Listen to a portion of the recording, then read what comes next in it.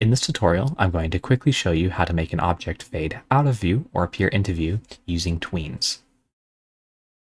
First, we go to script, and we are going to create a variable and assign it to a tween, and then we are going to call tween property on that variable. The parameters that we are going to pass are going to be object, which in our case is going to be self, because it is the node that the script is attached to, property, which will be modulate a, our modulate, which is in visibility, determines how transparent or opaque an object is. 0 is all the way to the left, 1 is all the way to the right. We would like to make it fade out of view, so we are going to set it to 0. And then we have duration, which is how long this transition will take in seconds.